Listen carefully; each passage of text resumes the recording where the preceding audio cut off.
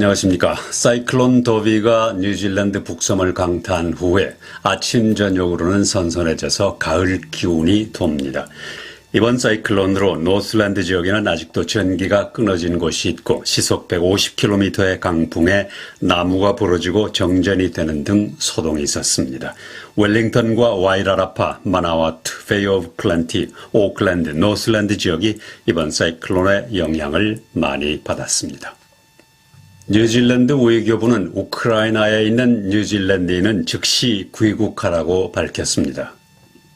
나나야 마후타 외교장관은 지난 토요일 성명을 통해 뉴질랜드 정부는 러시아와 우크라이나 간의 긴장이 고조됨에 따라 우크라이나에 있는 뉴질랜드인들은 귀국할 수 있는 항공편이 있을 때 즉시 출국할 것을 권고했다고 밝혔습니다. 마후타 외교장관은 뉴질랜드는 우크라이나에 외교 대표부가 없기 때문에 우크라이나에 있는 뉴질랜드인에게 영사 지원을 제공할 수 있는 정부의 능력이 제한적이라고 말했습니다. 마후타 장관은 우크라이나의 치안 상황은 예고 없이 바뀔 수 있기 때문에 뉴질랜드인들은 이러한 상황에서 정부 지원에 의존해서 대피해서는 안 된다고 말했습니다. 외교부는 우크라이나 상황을 주시하면서 우크라이나에 있는 뉴질랜드인에 대한 여행 권고 사항을 계속 업데이트할 것이라고 밝혔습니다. 러시아의 우크라이나 침공은 오는 16일이 될 것이라는 보도가 나오고 있습니다. 영화 반지의 제왕을 만든 뉴질랜드의 영화감독 피터 잭슨 경은 포브스지가 선정한 세계에서 가장 돈을 많이 번 연예인으로 꼽혔습니다.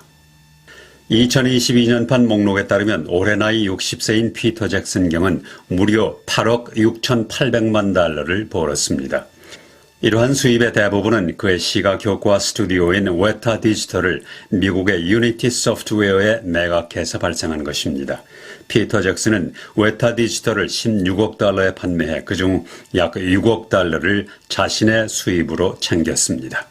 이러한 사실은 아마존 반지의 제왕 TV 시리즈인 The Rings of Power의 첫 번째 이미지가 공개되면서 밝혀졌습니다. 8부작으로 구성된 이 작품은 뉴질랜드에서 촬영됐는데 전체 예산은 10억 달러로 지금까지 제작된 TV 시리즈 중에서 가장 높은 제작비였습니다. Rings of Power는 미국 슈퍼볼 기간 동안 첫 예고편을 방송하고 9월 2일 아마존 프라임 비디오를 통해서 공개될 예정입니다. 전염병 학자들은 오미크론 변이가 2단계로 접어들면서 코로나 바이러스의 감염률이 훨씬 더 높아질 수 있다고 예상하고 있습니다. 오타고 대학의 커트 크라우스 교수는 하루 코로나 바이러스 감염자가 지난 토요일 454건에서 다음 날에는 810건으로 급증하자 하루 거의 2배 정도씩 늘어나고 있다고 말했습니다.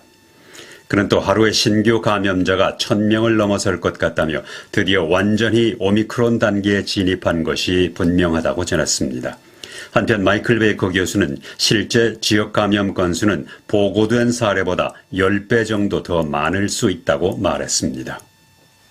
에어 뉴질랜드는 정부가 국경 개방과 격리 조건을 완화하겠다는 발표를 하자 수십 개의 국제선 운항의 재개를 준비하고 있습니다.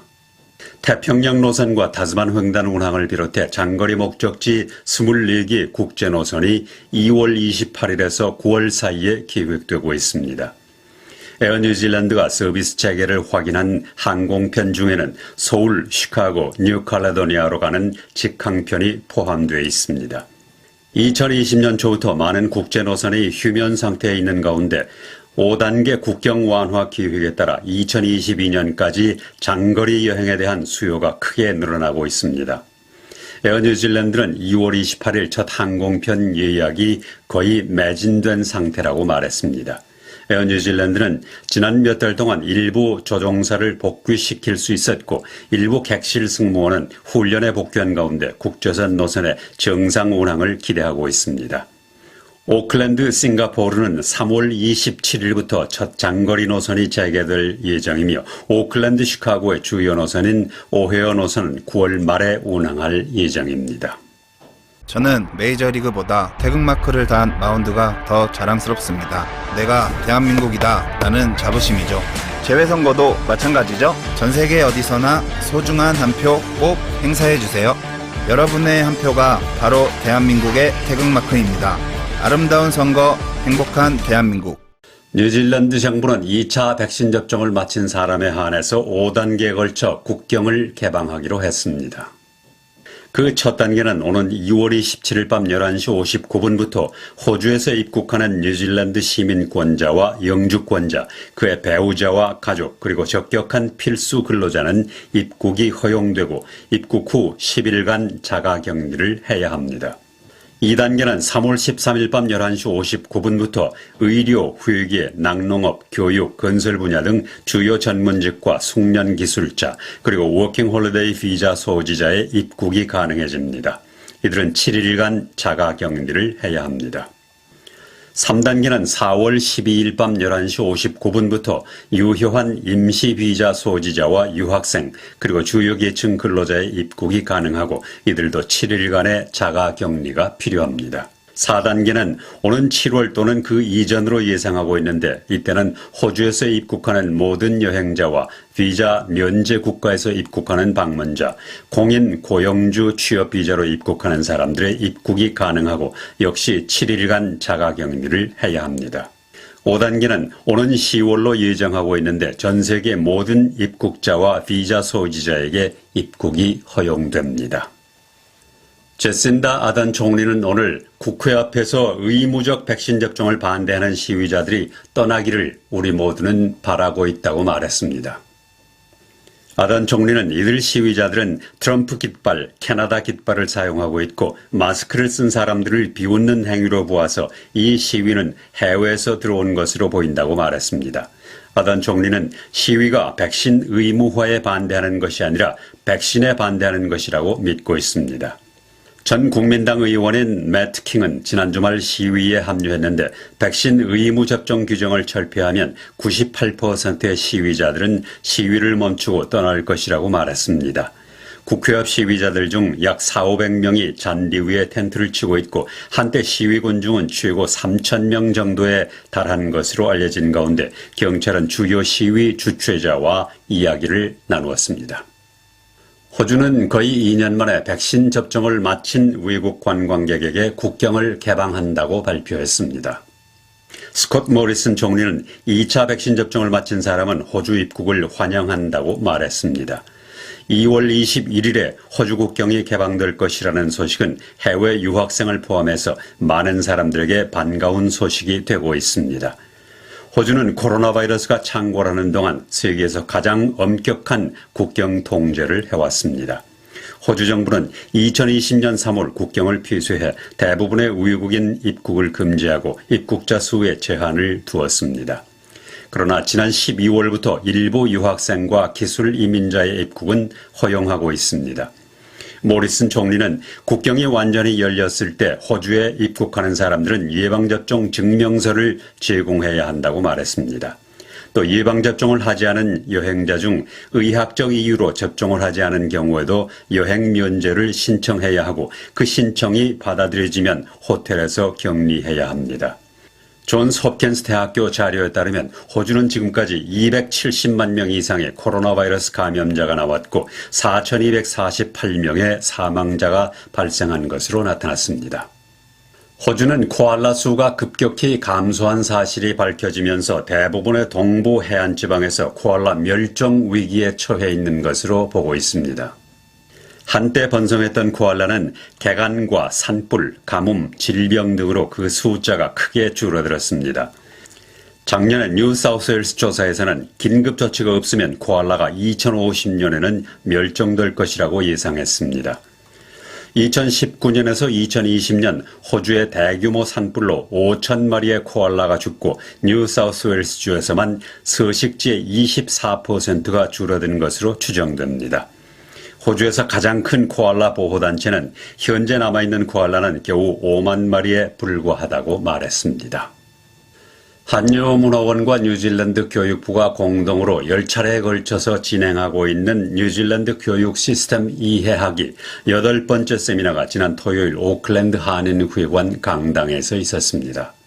이날 연사로는 뉴질랜드 교육부의 나즈린 샤반, 제니 제니퍼, 나이마 알리, 김인명 무공화회 회장, 원광 디지털대 한국어 학당의 안정명 학당장이 나와 한국인의 정체성과 정신건강, 신체 건강 등에 대해 들려주었습니다. 1946년 다음 해에 WHO 세계보건기구에서 그 건강이라고 하는 그 송이를 내렸는데 그때 당시에 건강한 사람이라고 한다면은 몸이 병이 없고 또 활동하는데 자기 몸을 움직이는데 지장이 없고 그 다음에 사회활동을 하는데 지장이 없고 그리고 밖에 나와서 사람끼리 나와 다니는데 타인에게 지장을 두지 않는 정도라고 한다면 그것이 WHO에서 건강한 사람이라고 그랬어요.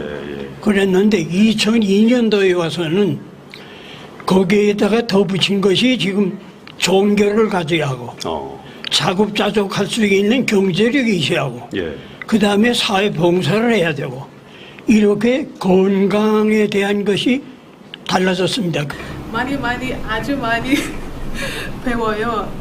아직 잘 모르겠어요. 죄송합니다. 열심히 할게요. 네. To talk about the importance of identity. Identity is linked with our cultures, with our traditions, with our values, and we're all migrants to New Zealand, so it's very important that we retain that, and how do we pass it on to our children.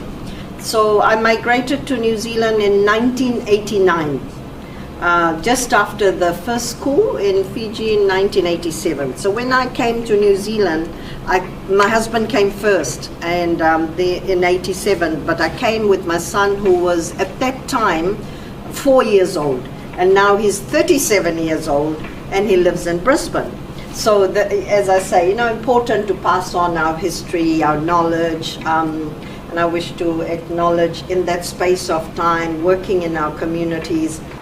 여자는 집에 왔다 갔다 오면서도 거미줄도 보이고 어지러진 것도 보여요. 또 개똥도 보여요. 개 키우는 집은. 그것이 환경이에요. 그러나 남자는 안 보여요. 보여도 치워야겠다는 생각이 안 듭니다. 그것이 남자의 정체성이에요. 그러면 지금 그 환경 속에서 여자와 남자의 이제 충돌이 일어납니다. 당신은 개똥도 안 보여? 저기 어지러진 것도 안 보여? 이게 충돌이에요. 그렇게 충돌하지 않고 뭐라고 했죠? 인정을 하는 겁니다. 저는 메이저리그보다 태극마크를 단 마운드가 더 자랑스럽습니다. 내가 대한민국이다 라는 자부심이죠. 재외선거도 마찬가지죠. 전세계 어디서나 소중한 한 표 꼭 행사해주세요. 여러분의 한 표가 바로 대한민국의 태극마크입니다. 아름다운 선거, 행복한 대한민국.